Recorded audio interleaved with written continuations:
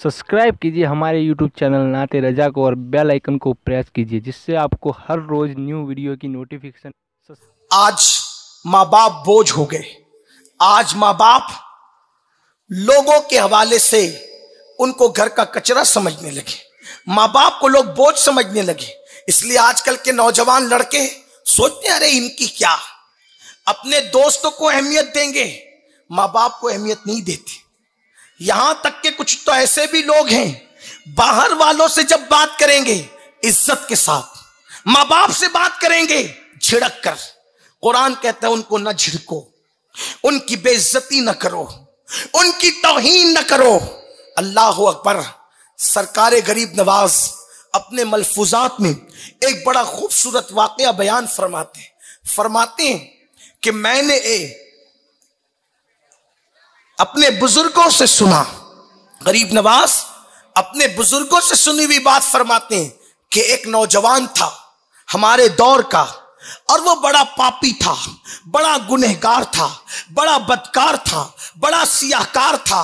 सरकारे गरीब नवाज फरमाते हैं लेकिन जब उसका इंतकाल हुआ, उसको मौत आई, तो उसके मरने के बाद कई लोगों ने उसको ख्वाब में देखा कि वो पापी, गुनहगार, बदकार, सियाकार वो जन्नत के बागों में जन्नत का लिबास पहन करके टहल रहा है। जन्नत के बागों में जन्नत का लिबास पहन करके टहल रहा है। लोगों ने ख्वाब की हालत में उससे पूछा कि ए जवान, हम तो तुझे जानते हैं कि तू मुजरिम था, तू पापी था, तू गुनहगार था, तू बदकार था, मगर तू जन्नत के बागों में दिख रहा है। हम तुझे जन्नत के बागों में देख रहे हैं, और फिर तुझे जन्नत के बागों में हम हाजी की हैसियत से देख रहे हैं कि जबकि तूने कभी हज नहीं किया और तुझे कभी हज की सआदत नसीब नहीं हुई, लेकिन हाजियों को जहां रखा जाता है हम तुझे वहां देख रहे हैं। जन्नत में हाजियों का जो ठिकाना है उसमें हम तुझे देख रहे हैं। तो उस जवान ने ख्वाब देखने वालों को जवाब दिया, ऐ ख्वाब देखने वालों और मुझसे पूछने वालों कि जन्नत में मैं कैसे आ गया, जबकि मैं गुनहगार था, मैं पापी था, मैं सियाकार था, मैं बदकार था, और मैंने हज भी नहीं किया, और हाजी की हैसियत से मेरे अल्लाह ने मुझे जन्नत में दाखिल फरमाया।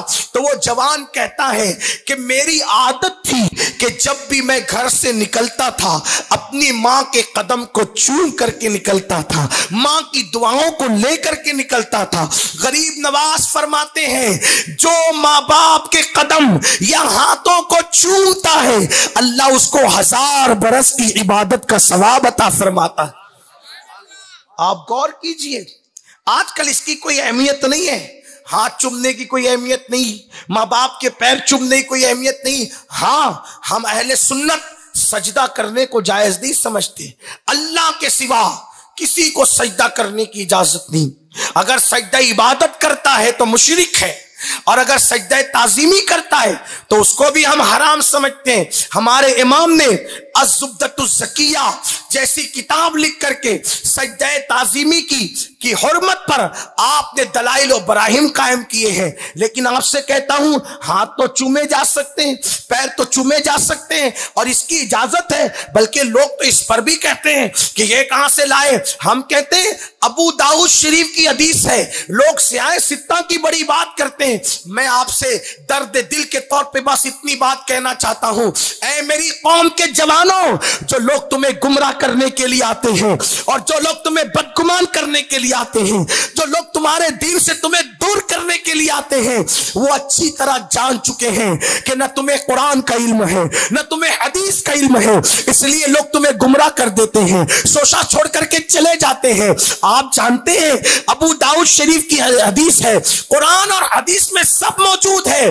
अपनी कोताही ये है कि हमने कभी पढ़ने की कोशिश नहीं की, और अगर कभी पढ़ा तो हमने कभी समझने की कोशिश नहीं की।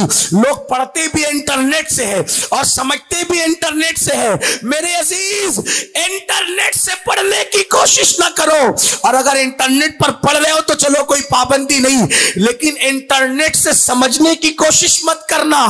क्यों? इमाम मोहम्मद इब्न सिरीन कहते हैं, दीन जिससे सीख रहे हो पहले उसका अकीदा तो देखो। जो दीन सिखा रहा है जब उसी में दीन नहीं। इसलिए कि इंटरनेट पर बहुत सारे यहूद और नसारा की वेबसाइट मौजूद है और वो दीन के नाम पर तुम्हें गुमराह करते हैं, तुम्हें क्या पता। इसलिए होशियार रहो। मेरे इमाम ने एक सदी पहले कहा था, सूना जंगल रात अंधेरी छाई बदली काली है, सोने वालों जागते रहियो चोरों की रखवाली है।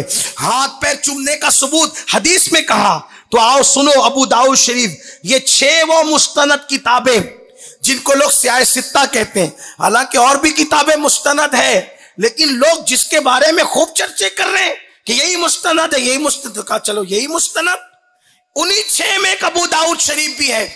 उसमें मौजूद है कि एक वफ्द रसूलुल्लाह की बारगाह में आया, मेरे आका की बारगाह में आया, तो उस वफ्द की मौजूदगी में एक मंजर हो गया, बड़ा खूबसूरत मंजर, हुस्न इत्तेफाक से कि बकरियां मेरे आका को सजदा कर रही थी, जानवर मेरे आका को सजदा कर रहे थे।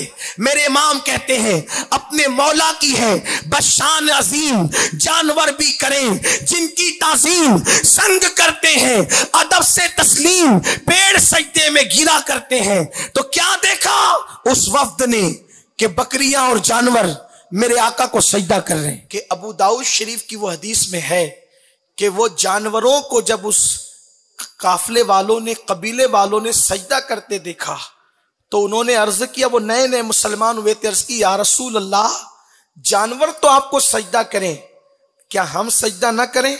हमारी पेशानियां नहीं मचलती, हमारे इश्क वाली पेशानियां, कि आपको सजदा करें?